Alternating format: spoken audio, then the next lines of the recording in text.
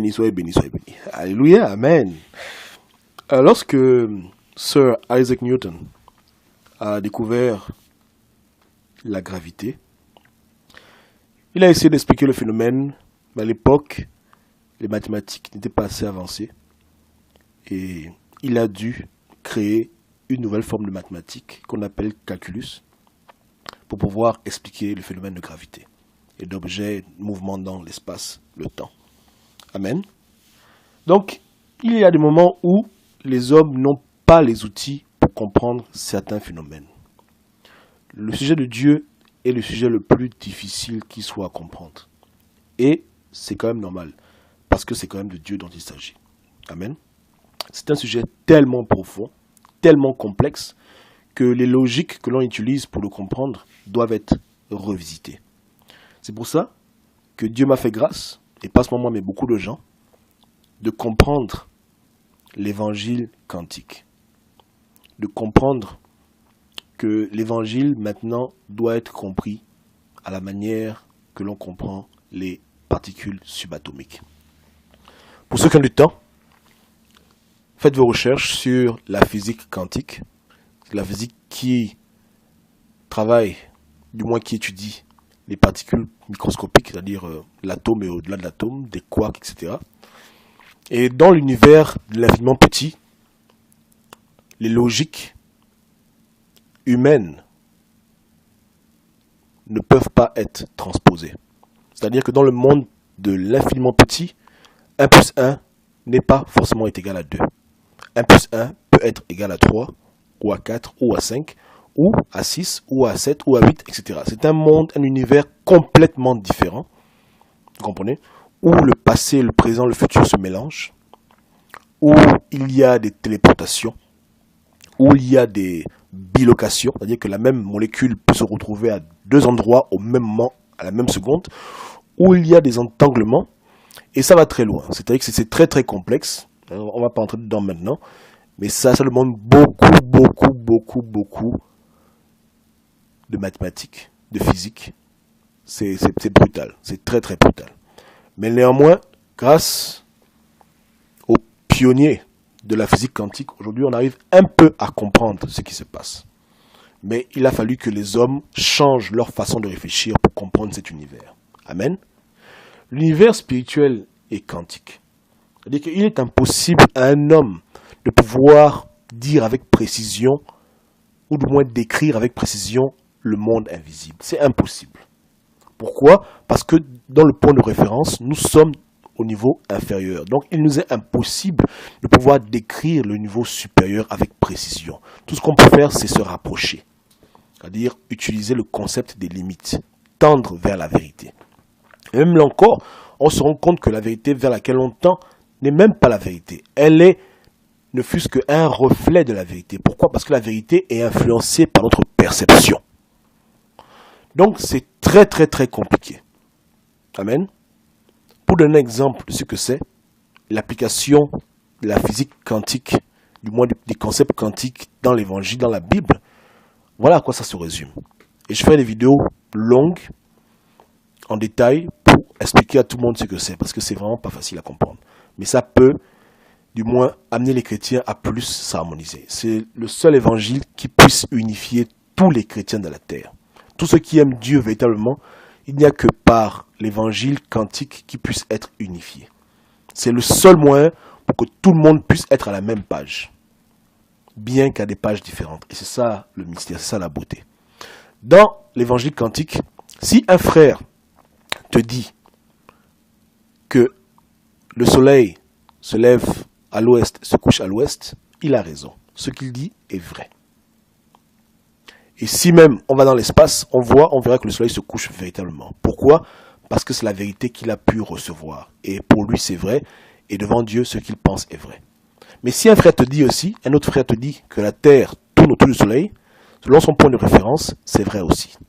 Maintenant, si un autre frère te dit qu'il n'y a pas de mouvement, que le mouvement est une illusion, et que c'est en fait l'univers, le cosmos qui tourne et qui donne ce sentiment de pivotation aux planètes, il a aussi raison. Donc, la vérité grandit dans le sens de la compréhension, c'est-à-dire que la périphérie de ta compréhension peut être élargie, Mais que ce soit celui qui pense que le soleil se couche ou celui qui pense que le soleil ne se couche pas, les deux ont raison et les deux disent la vérité. Maintenant, comment se fait-il qu'il puisse avoir deux vérités? Non, il n'y a pas de vérité. Il y a une seule vérité, mais il y a une infinie manière de la percevoir.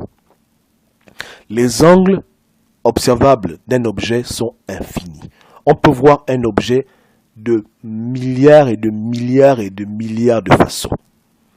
Et aucun cerveau humain n'est le même. Tous les hommes ont un cerveau, mais il n'y a aucun cerveau qui est la copie identique d'un autre cerveau. Donc, dès le départ, il y a une variabilité dans la compréhension et dans la perception de ce qui est le monde extérieur. Ne parlons même pas du monde spirituel. Donc, si pour le monde physique, naturellement, les gens sont créés déjà avec cette variabilité qui les amène à voir les choses différemment, ce n'est pas étonnant que pour les choses spirituelles qu'on ne peut même pas concevoir, nous puissions être en désaccord sur beaucoup de points. Maintenant, le problème, c'est qu'il faut essayer de trouver le consensus et délimiter les zones de variabilité.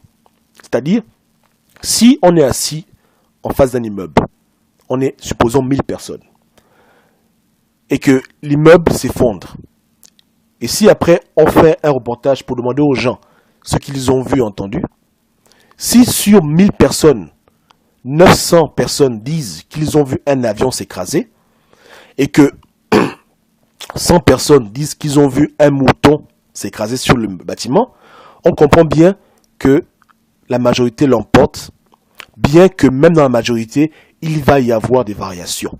Parce que parmi les 900 personnes qui ont vu un avion, il y en a peut-être 100 qui diront qu'ils ont vu un avion qui est bleu.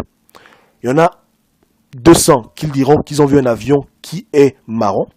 Il y en a 500 qui vont te dire qu'ils ont vu un avion qui est orange. Et peut-être il y en a encore une centaine qui te dira qu'ils ont vu un avion qui est blanc. Et cette variabilité n'est pas causée par la volonté consciente de mentir. Elle est causée naturellement parce que dans les 900 personnes, il y a des gens qui sont daltoniens, que Dieu a créé avec l'incapacité de voir certaines couleurs. Maintenant, au niveau même des gens qui s'entendent que l'avion était blanc, ils vont diverger sur la taille de l'avion. D'autres diront que l'avion avait 20 mètres, d'autres diront que l'avion avait 30 mètres, d'autres diront que l'avion avait 40 mètres, d'autres diront que l'avion était tout petit.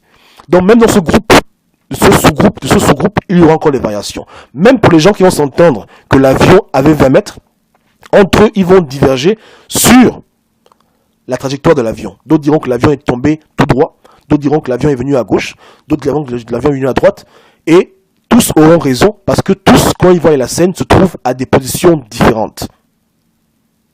Donc, dans l'honnêteté, il y a la vérité. Des gens honnêtement disent, rendent témoignage de ce qu'ils ont vu et compris. Maintenant, il faut se poser la question, sous quel angle est-ce qu'ils voient la vérité? Et c'est ceux qui arrivent à comprendre qu'il y a plusieurs angles et plusieurs variabilités naturelles pour la vérité, ce sont ceux-là qui vraiment grandissent spirituellement.